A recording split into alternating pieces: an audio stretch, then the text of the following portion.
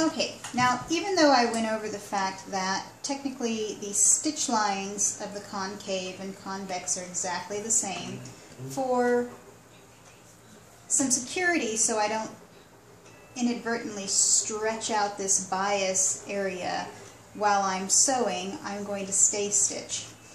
And I might do a slight little ease, just a little bit, even though I don't really need it.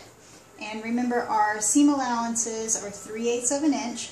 It's much easier to work with a smaller seam allowance than a 5/8 seam allowance, because as you saw, if my seam allowance was deeper, the difference in the outer cut lines would be even more severe than they are right now.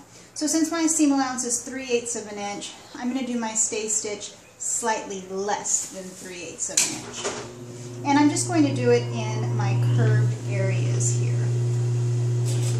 Now, one thing that I do for very minimal easing is I'll put my finger behind the presser foot,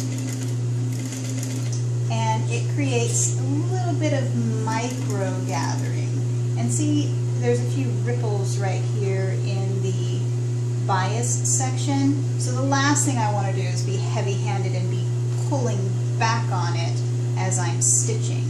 Instead, you want to coax and let it feed through on its own.